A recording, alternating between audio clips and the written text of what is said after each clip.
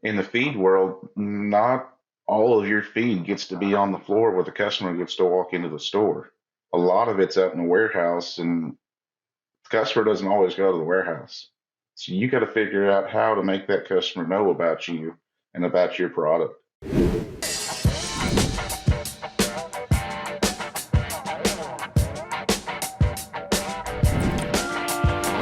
Hey everyone, welcome to another Wisenetix Podcast episode. As you know, this is the hub for you to connect with leaders and experts in the industry to learn about their stories, some insights about their work, and their perspective in the industry. Today we have here with us as a guest speaker, Collyn Damerau. Collyn is a business development manager at Countryside Feed, and he's going to be sharing a lot of his experience in the industry, his journey until he dives into the animal feed industry, and some cool insights about sales and about doing businesses focus on distributors and retailers. Collyn, welcome. Hi, thank you. So Collyn, actually, before we start our conversations, listeners, audience, if you guys haven't subscribed yet to the podcast, make sure to click the subscribe button somewhere in your screen so you guys can be updated on the latest content we're producing and the great conversations we're hosting here. Now, Collyn, for us to get started in our conversation, I wanted to ask you to share a little bit more about your background, especially like how you got involved in agriculture, what led you to pursue the career path that you're following today. Growing up, my family farmed about 1,000 acres in Central Texas, Central South Texas. That's kind of, I was kind of born and bred into it, but it wasn't until high school that I really found a passion for it. When I got involved in FFA and involved in stock shows and in raising stock show animals, raising show goats, and that's where I found a passion and drive for it. The science behind the feed industry always fascinated me. How you could take an animal in 30 days and it can look totally different in a ruminant animal, and a monogastric animal, a pig, you can change one almost overnight just by what they eat. And it's always been fascinating to me. So that's kind of where my passion has arose from. Interesting. I have a lot of conversations here in this podcast with people in all sorts of companies and doing all sorts of things within agriculture, and it's amazing to see like how most of people they had their early life stages involved somehow in agriculture through their family, and how this is rooted on them, and how it's really a field, an industry, a lifestyle that is attractive, especially for people who are born on it, right? Mm-hmm. How rooted they are, the passion they have for agriculture, and it's interesting to see that with you, it's the same, right? Even though your passion grew later, as you mentioned, and you mentioned this, your passion growing throughout high school, and or later or after high school, and in the first conversation we had, I remember you talking about other experience that I wanted to go into discuss before we talk about the animal feed industry. And this was really amazing for me. I really liked it. You were involved in actually teaching, Yeah. right? Teaching agricultural sciences. Can you share a little bit more about this journey and some of the key lessons you learned with it, and how this influences your work today as a business development manager in the animal feed industry? I went to school initially at Tarleton State University, and my two big dreams growing up was one after finding my passion was to be one was to be a feed sales rep, which I'm currently doing now and loving it, and another dream was to be an ag teacher. And so I've got to do both, and not many people get to even do one of their dreams. So I feel pretty blessed being able to do both. But I started teaching ag right out of college after I got done with my master's program, and and loved it, but I just didn't feel at home. And but I taught ag for about 3 years, high school agriculture science. I taught agricultural mechanics, and some animal science courses, and it really helped me to learn how to talk to people and how to educate them, and not coming down from a not and not from a way where you're talking down to them, but coming to their level and communicating with them. That's awesome. I have previous experiences in teaching as well, a little bit different, focus on graphic design. But I remember my teaching days. I was actually not a teacher, but as we say, a trainer. I was teaching Hmm. small groups, right, with a very specific focus on technical competitions. I'm not going to get into details now, but it's a wonderful world, like vocational training, right? Yeah, yeah. I remember it was very rewarding for me. Even though it was not what I wanted to do for the rest of my life, I wanted to pursue new things, try new career paths. But I remember how grateful I was at the time by the experience of learning to teach. Right, learning, of course, learning with the students, with the competitors, and also improving my communication skills as you brought. Like you really start mastering the education piece of it, which is very important if you're in a technical industry, for example. Today we're going to discuss about animal feed, which involves nutrition and other technical aspects, and it's definitely an industry that needs this piece of education or thought leadership, this more technical discussions. I think that this teaching experiences brought me so much for to be where I am today.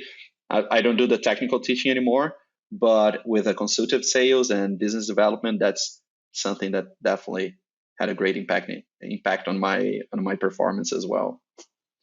Um, and Collyn, so after teaching, you moved into the animal feed industry. Can you tell us a little bit more about this transition? How it happened? What drew you to pursue this line of work?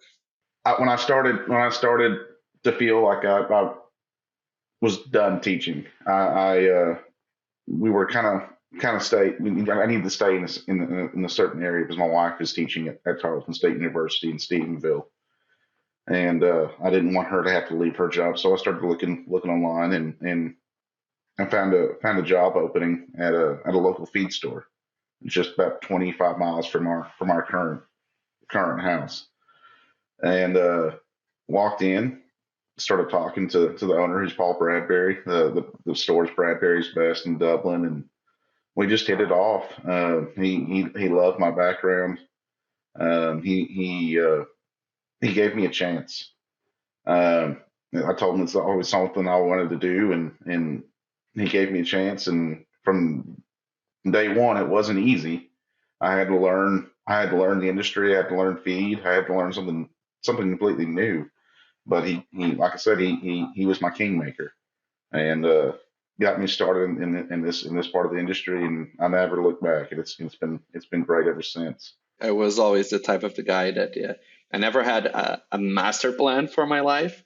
I always like to see like what's going on at the moment, the scenario, and the opportunities around, and dance according to the dance. So I, I can see this a little bit on the way how I conducted my career and how it took me where I am today. But so since you joined this new industry, um, you've been to this company. Today you are in Countryside Feeds. You guys today operate in several different states, and you have a variety of different products, right? To a variety of different production animals and so on. Uh, what does a day-to-day routine of a business developer, development manager looks like in your line of work? It's kind of different every day, and that's what I enjoy about it. Some days I could be at a trade show talking to people coming through, just interested, wanting to learn more about how to better their operation. how to better their business or how to better themselves or their cattle or their animals. Some days I'm talking to local retail stores, trying to sell bag feed, learn how to help them. How can I better help and how better utilize my skills and help them be more successful. Other days I'm on farm talking with local producers. How my position is where can I help them be more successful, and that's how I become successful in my career. And whether it's okay that they're having issues with cattle, lame cattle, their foot rot issues. What can we do management wise, or what can we do from a mineral or feed standpoint wise to help them, give them the right tools to combat those issues. It could be a number of different things, and it's something new every day, and it's exciting. And I get to talk to people just about agriculture and learn too. Every day I learn something new as well. So it's been really fun, and I look forward to it every day. We're talking not only about some sort of sales role and, of course, business development, uh, just about transactions, but also about solving problems with a more like consultative perspective, right? You are on farms, you're talking to farmers, you also are in trade shows and other areas. That actually leads me to my next question. I had a lot of conversations with suppliers in the industry, feed additive suppliers, full nutrition, ingredients, premixes, and everything.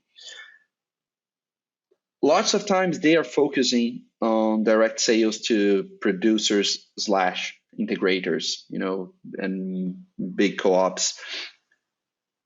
You also focuses on selling to distributors and retailers. And that's, I think, one of the main things we want to touch here today. What would you say are the main differences of these sorts of sales when you're comparing directly to producers, to retailers, and distributors? What are those key differences? The biggest difference is the demographics from county to county in Texas. We'll take around Fort Worth. You get in your bigger suburb areas. There's not going to be a lot of cattle around in the bigger cities and in the bigger suburbs. So you've got to come in the mindset, okay, there's not going to be cattle, but there's a booming industry in the chicken feed business because more people in here in the states are wanting to provide for themselves, wanting to grow their own eggs, wanting to grow their own meat. Chickens is an easier way to do that. Rabbits are also starting to become popular.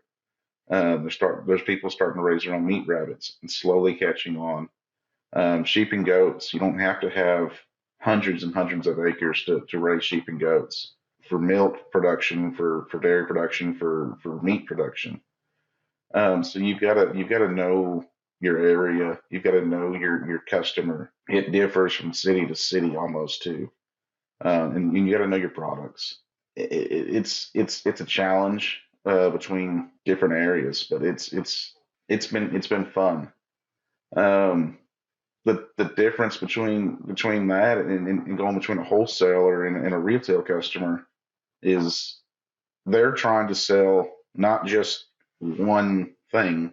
They've got several other customers coming in talking about they need help with their chickens, and they've only got so much knowledge in certain areas, and you need to provide tools for them to help with those issues as well. And they've also got several other vendors they're using as well. So you've got to find out where you fit in best with them and how you can help them succeed. And it's a challenge some days, and it's kind of like a puzzle. You got to figure out where you fit in. Interesting. I have some experiences in retail, but not in agriculture, and that's something I can definitely recall. My parents, they have hardware stores, so yeah, basically things for construction, from hard materials to home, things that you can use. And it's always a challenge. I remember receiving lots of different sales guys not myself, but in the company, they were reps for different sorts of industries, from floor tiles to doors, windows, or whatever, ink, not ink, how you call it, but yeah, for painting, probably ink, the painting. Yeah, yeah, But yeah, ink for painting your walls, everything you need for a construction. And it's always a battle between those guys on how they can make the most of the space in the store. Where to position their products, and to make sure that their products were visible, that people would have more interest. They were working on their side to make sure that their marketing teams and their support would support them with good material, so they could educate when it was needed about their solutions. If you have yeah, a new solution, I don't know, a different sort of wood on your door, and the price is higher. So for you to take someone to buy the door, you need to make them know about it and why it's a good choice to pay more for that specific material. So it was always this, and the scenario inside of the store would change constantly because of that. You would spend it was looking like something, a few months later a different thing, just because of this dance between different suppliers, new products, and everything. So it was a very exciting thing for me to. that's another challenge here too. It's in the feed world, not all of your feed gets to be on the floor where the customer gets to walk into the store. A lot of it's out in the warehouse, and the customer doesn't always go to the warehouse. So you got to figure out how to make that customer know about you and about your product.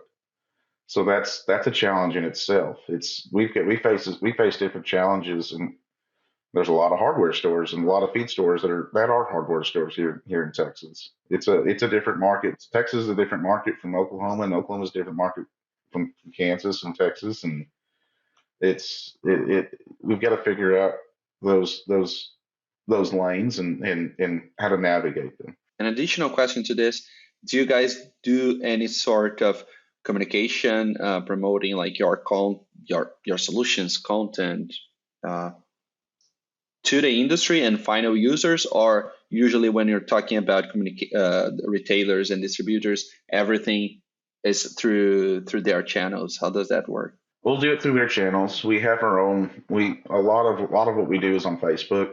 We do have an Instagram, I believe, but we have two Facebook pages. Countryside Feed LLC, and another one is one of our products. One of our lines is our 10X deer formula line. You can go on there and learn about all of our products there, and what we do and how we help our producers and wholesale customers and the end user. What we can do and offer. The other thing that we try to do is hold producer meetings with our wholesale customers. I can't be everywhere and everything all at once, but being at one of those meetings and talking with producers is a great way to get to know them and let them have a point of contact with you and give them another avenue for bounce questions off of somebody if they've got issues or challenges they're facing. Feedback is essential for us to improve the things that we do. So when you are in those meetings with producers, like their feedback, their needs, what they're looking after, do you think those insights reflect on how you guys do your business as well, in terms of like the products you're thinking, how you're addressing them to the industry? Does that is there a feedback loop in this communication? Yeah, we usually hear back from our producers that we work pretty close with on how our products are doing. The main line is actually usually between me and other reps and producers and wholesale customers and sometimes our truck drivers as well. Closer to our mill when we're sending out bulk feed. Um, we get a lot of feedback through our truck drivers through to our retail customers around the mill in Kansas. Um, and but it's an open line of communication all the way from the bottom to the top. Our CEO is also very active as well, and and with our customers. Interesting, different channels for communication. That's something I would not expect, but that's a beautiful thing about the operations, right?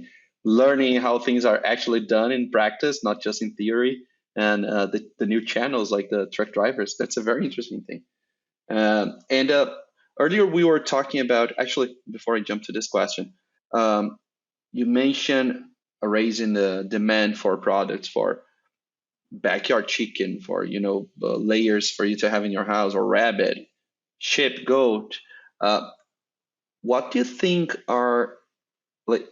What are those consumers who are looking for to feed their animals? What they look after? What are the main things for these independent people, consumers producing their own animals? That's a tough one. It depends, really. I hate to answer a question that way, but it really depends on the consumer. Um, some consumers, I have a friend that's it depends on their diet too. So I have a friend that's starting a new diet, and they're looking for a non-GMO, non-soy product, which unfortunately we don't offer. It's tough for a lot of feed manufacturers to offer that due to bin space. But yeah, it really depends. It depends on the area. And that's why I think there's room for everyone in this industry. Some just want something. Some just want a little treat for their chickens. Some want to produce as many eggs as possible, produce the best eggs. Some want to grow their animals and make sure they're nutritionally sound, but there's some that are just more price conscious than others, and that plays a factor in it. It really depends on the consumer, and we try our best to meet a lot of those needs, but we can't meet everybody's need on that. Otherwise, we would be it would be hectic. We couldn't, we'd be chasing that rabbit for days, and there's no way we could meet those needs. So, and we would be selling our stuff short on customers that we're trying to take care of because we're trying to do too much. So we limit ourselves on the products that we make. We make a really good quality layer feed. We make a good quality sheep and goat feed.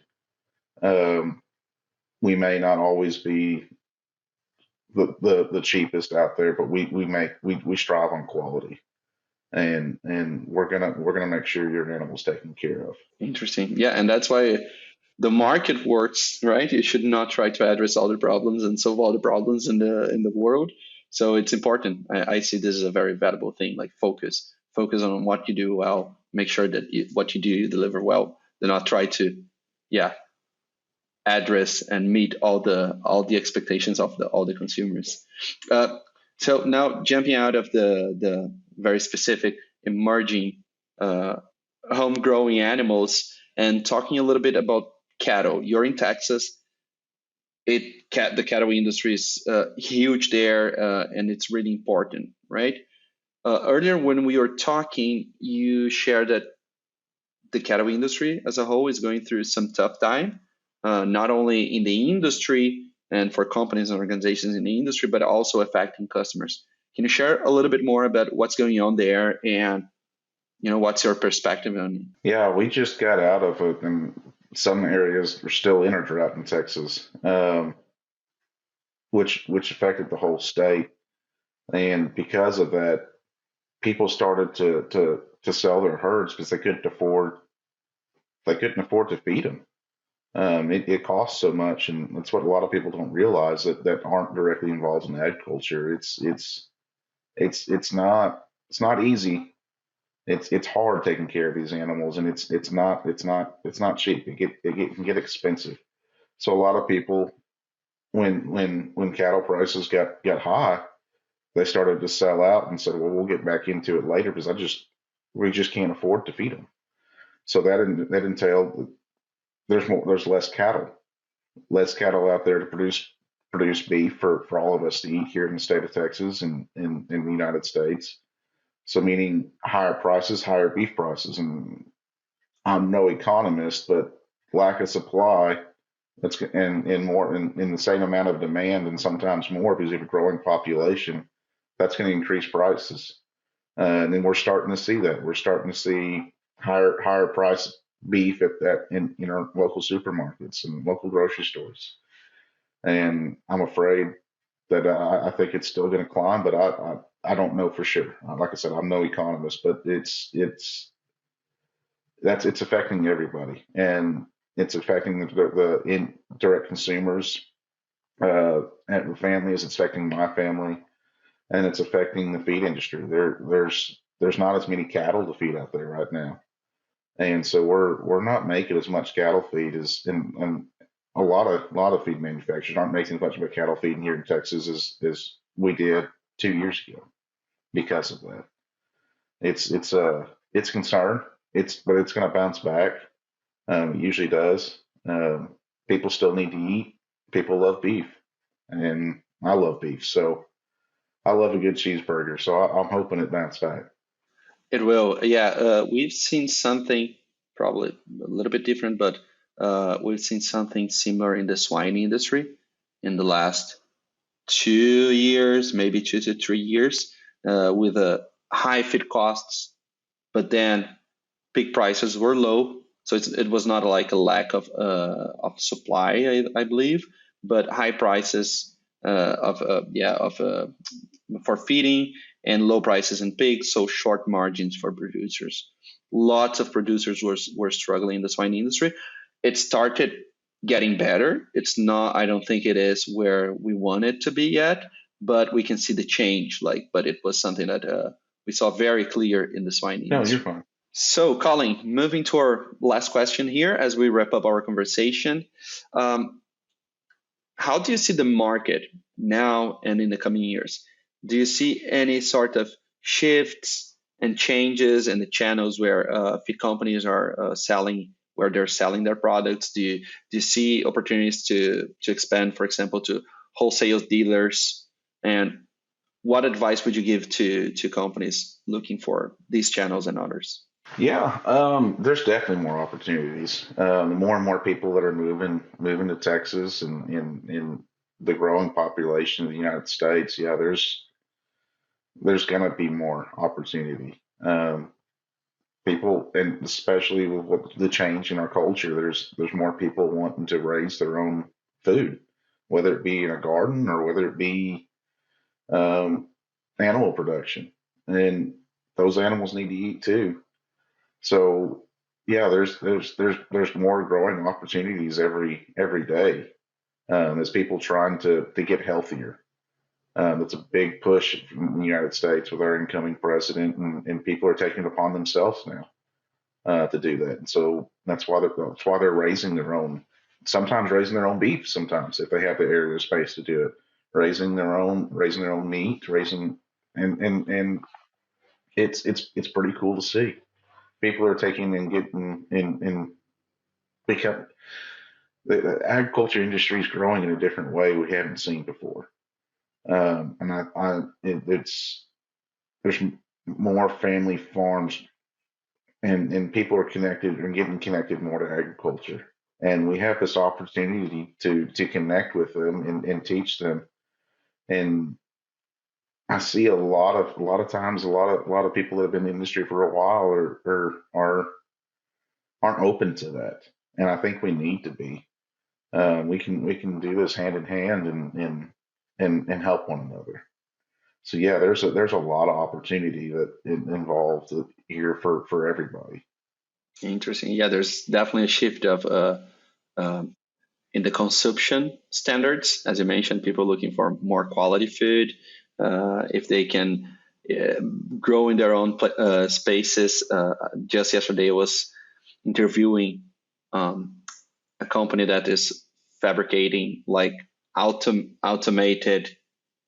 How do you call where you grow on your background, where you grow your own vegetables and fruits and lettuce, something like that. I don't know. It's not a farm. I don't A know. Garden. garden. Okay, an automated garden. They are called FarmBot, and they're having their they created this automated garden where you grow your own stuff, fully automated. Okay. Of course, they said there's a lot of people who enjoy getting their hands dirty and working. It's almost like a therapy. But for a lot of people that want to have that fresh food but do not have the time to do it because of other things they need to do, or they just don't want to do it, that there's this option, and that's also a reflection of this change in the consumer demand.